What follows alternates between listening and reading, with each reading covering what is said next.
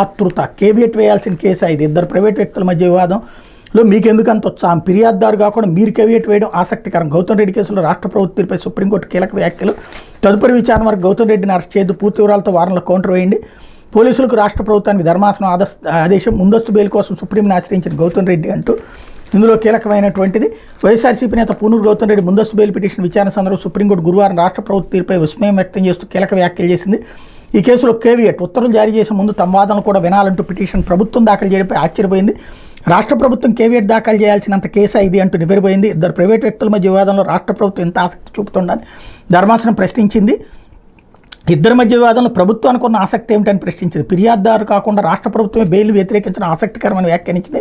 గౌతమ్ రెడ్డి తరపు న్యాయవాది కన్నా ముందు రాష్ట్ర ప్రభుత్వం తరపున సీనియర్ న్యాయవాది సిద్ధార్థ లోద్రా, చంద్రబాబు, రామోజీ తదితరుల వ్యక్తిగత న్యాయవాది అయిన ఈయన వైఎస్ఆర్సీపీ నేతలకు వ్యతిరేకంగా సుప్రీంకోర్టు ఇటు హైకోర్టులో ప్రతి కేసులోనూ రాష్ట్ర ప్రభుత్వం తరపున హాజరవుతున్నారు. వాదనలు వినిపిస్తుందని కూడా సుప్రీంకోర్టు ధర్మాసనం ప్రశ్నించింది.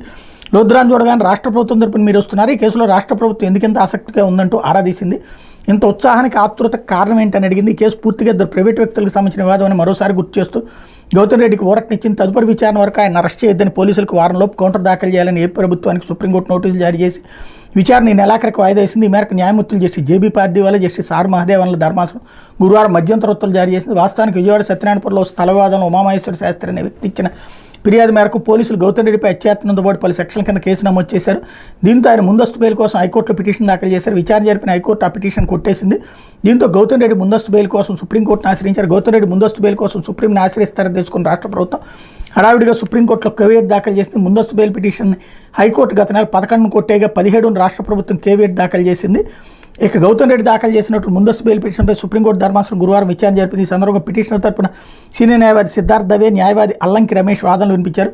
టీడీపీ ప్రభుత్వం గౌతమ్ రెడ్డిపై తప్పుడు కేసు బనాయించిందన్నారు. రాజకీయ కక్ష సాధింపులో భాగంగానే అత్యాయత్నం కేసులు ఇరికించిందని వాళ్ళు వివరించారు. ఇది ఇద్దరు ప్రైవేట్ వ్యక్తుల మధ్య వివాదం అని, దీన్ని ప్రభుత్వం ఉద్దేశపూర్వకంగా ఫిర్యాదులతో తప్పుడు ఫిర్యాదు చేయించిందన్నారు. ఈ సమయంలో ప్రభుత్వం తరపున సిద్ధార్థ లోద్రా జోక్యం చేసుకుంటుండగా మీరు ఎవరి తరపున అంటూ సుప్రీంకోర్టు ప్రశ్నించింది. రాష్ట్ర ప్రభుత్వం తరపున కేవియట్ దాఖలు చేసిన ఆయన ధర్మాసనం దృష్టికి తెచ్చారు.